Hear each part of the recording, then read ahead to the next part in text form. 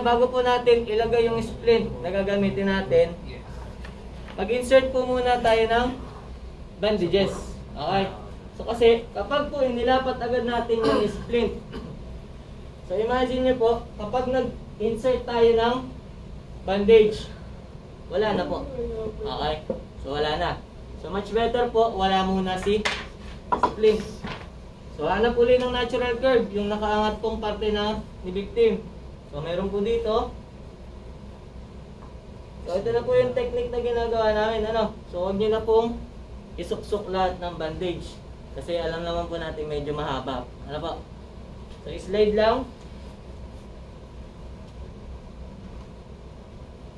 Okay, suksok po ulit ng bandage.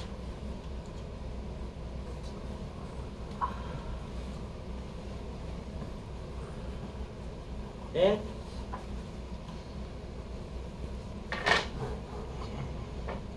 lagay po tayo ng board support para po hindi masakit sa singit ni victim. So tama na po yung ginawa nila, sir. So, pero yon, kahit po wag na nating ibuhol. So ikot-ikot lang. Parang yung ginawa niya sa'yo. Oo. Ano ba, mga heartbroken ba kami nila, ma'am? Parang mga heartbroken, broken hearted eh. So ito, okay lang po ito. Susangat nyo lang kahit wala ng ball. So nasa sa inyo pa rin naman. So bahala po kayo. Okay. Ilagay, sir, pasintabi. Baka tamaan si Junjun. Tail lang po yan. So ayan. lang po yan. Okay. Next. Kung paano naman na po natin siya ibubuhol. So paano itadali. So kaya po hindi ko siya inano lahat is ganito po ang gagawin natin. So pasok lang natin yung isang end. So para lapat na po siya. Ano po? Yan. Sinabi na eh. Nakakalimutan. Nakakalimutan na sir. Okay. Iisip ko eh. Hindi ko maalala eh. Siyempre ang ball pa rin natin ay nasa gilid. Lagi. Ano po? Sir, mahigpit.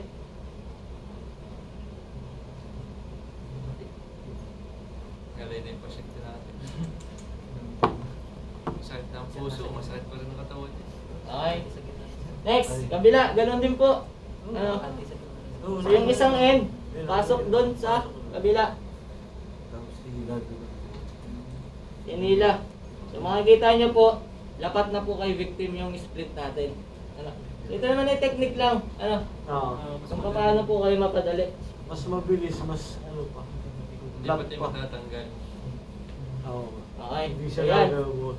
So kapag po meron kayo nakikita, sa mga straight, pag meron kayo nakikita mga gap, kung may extra pa lang po kayo mga bandage, pwede nyo po lagyan yung mga gaps.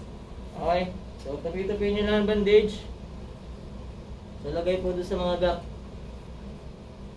Para po mas fit doon sa injured part ni victim. Okay? So, kaya po siya, mas mahaba is, tulad nga po na sinabi nyo kanina, para po si victim ay hindi makatayo or makapaglakad. Kasi para hindi na mas lumala yung injury ni victim. So, sa kamay na